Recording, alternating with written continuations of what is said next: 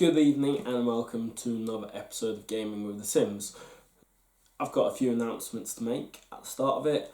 So the filming we did yesterday didn't go quite to plan and didn't work, so I do apologise that this is coming out on Thursday night instead of Wednesday, and hopefully moving forward we will be back in our normal Wednesday slot. Also, we haven't had the next delivery of magazines yet, so there will be a video coming out when we get the next issue of magazines to let you know when the next Wednesday video is. You'll also notice that we have changed venues. We're not in my study/games room. We're in the lounge on the sofa with the coffee table in front of us, and there is a space here for a fabulous co-host. Sadly, she can't make tonight's filming, so you can probably actually hear her upstairs. So she will be in issue 3. We have played this together, so in the version of the filming which got corrupted. So we are going to look through issue 2 of the Mortal Realms in this issue. In this issue, if you took a subscription out from issue 1, you would have got this issue for free without paying. So in this issue, you get some articles, how to build the Morrowind, the Banshees, which you get, the 4 Banshees you get in this article. You also get a paint and a standard brush. So in the article, there's 3 articles for you to read. There is a bit about the Mirmon Banshees. You've got the Wrath of Nagash and the Soul War. So they're the 3 articles in this book. Then we go on to how to build your Banshees. We've got some 2 painting articles, and then we've got our little skirmish game. So just off camera, we've got the board we got in issue 1 with the Secretine. So we're going to have a playthrough. Hopefully it won't be as one-sided as the first issue's games, but there is new rules, different areas we've got to look at. So as I say, we've got a bit about the Banshees here. You get the Wrath of Nagash here, the Soul War here. Then you get 1-2 pages about the Banshees. Now, the Banshees have textured bases. So we've had the Secretines with bases. These have got their own bases, where the other models in issue 1 had plain bases. Now, for a plain base, to make it more textured, you want to put a bit of glue on it and put some sand on it, so they aren't just a plain base. When you do that, it is better to use a spray can to seal, because it helps keep the sand on.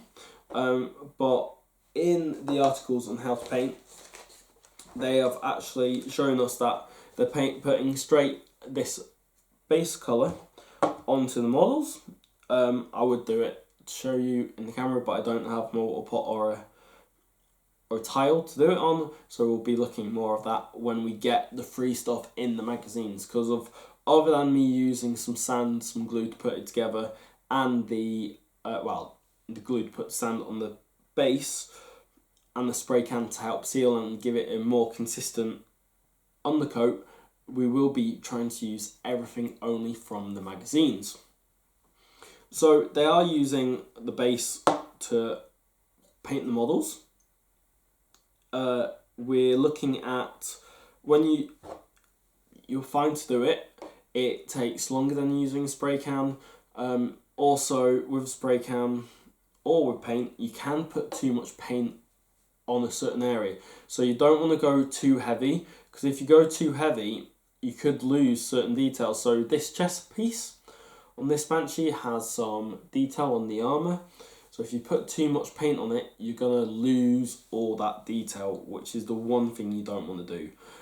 Important thing about having a base coat on the models, it helps put any other layers of paint on there more consistent. It's not a chance of going to run or peel off or go patchy with it not sticking to models, because every time they put a model through a mold, they use agents to help release it from the mold, so it comes out in one nice piece. But that agent does help sometimes not make the glue, the paint stick. For plastics it's normally okay, but if you ever do resin models, sometimes you do have to wash the model before to give it a better chance for the paint to actually stick. So it does go through here in the articles for all you new gamers about how to, what to do with your water pot, how to use paint, has a tile, has some paper towel to help, and then it does go through step by step how to paint your models. So we had the Wraiths in issue 1, and it's got the Banshees in issue 2. So this base coat they're recommending for the Wraiths and Banshees, but not the Secretine. So it does go through and just says, make sure you get all the areas, make sure it's a solid coat. Sometimes when you do a spray can, that depending on the angles, you don't get everything fully. So then using a base colour, base coat paint like this, is better to go through like the more intricate areas where the spray can can't do, so you aren't spraying the rest of the model too heavy with a spray can. So base coat paints are useful in their own right. So it's going on the final page of the painting that it's showing that the 4 Banshees and the 10 Wraiths are fully painted white, to give you a good a good start, because of at the moment we've only got a white paint in the magazines. So we've got the painting area. Now we're going on to the battle. So we've got Banshees now, so we don't need the Wraiths for this game, but we've only got Secretine to go against it, so we're using 3 of the models from issue 1 against the 4 new Banshees. So we may as well actually zoom in to actually see how this battle goes ahead. So we've got the board again, we've got the 3 Secretines on, and then the mission says to add the Banshees to these 4 spaces on this little board. Okay, so in issue 1, Secretines went first, and it was really on balance between, the Wraiths. Every time I played it, the Wraiths won. So with the Secretine going first. This time, the Banshees are going first. So we're looking at a few new rules here. Not so much new rules, it's the same rules as we had in the first issue, except for we have different number of attacks and different areas where it wounds. So it says the Banshees get 1 attack each, and the Secretine have 2 attacks each because they're more powerful. So the Banshees go first, and they get their 3 inches pile-in move. So that gets in, that gets in, and that gets in. But this model where it started can't get in. So Banshees again, when they go with it. So we have to look at, before the Banshees can roll to hit, they've got to look at their weapons. So each Banshee has its base touching a Secretine base. So when they're base to base, they get to attack. The Banshees get 1 attack with their chilled daggers. So we're basically saying they're touching 1, they get an attack, they get touching 1, they get an attack, and they're touching 1. So they get an attack. So we've got 3 attacks with the Banshees. So now we're actually getting into combat. let's change the light slightly into a more red area of battle. So, rolling to hit. So, the Banshees are reasonable at fighting, and they require a 4 to hit. And rolling to hit. So, the Banshees get a 1, a 5, and a 6. Okay, so we know the 1 doesn't happen because of we are looking for 4 plus. Now, damage wise, last time we had all weapons doing 1 damage each. This time, the chill daggers on the Banshees, they deal more than 1 damage per hit. They deal what's known as a D3 damage. So, to do D3 damage, you have to roll a dice again. On the roll of 1 and 2, you do 1 damage. On the roll of a 3 and a 4, you do 2 damage. And on the roll of 5 or a 6, you do 3 damage per hit. So we've got to roll these again. And we get a 3 and a 3. So, and there's a little chart to help you. This does 2 damage and this does 2 damage. So the first 2 damage, because Secretine have 2 damage each, 2 health each. The first 2 damage kills one outright, because remember, you've got to kill a whole model at a time. So that's that one.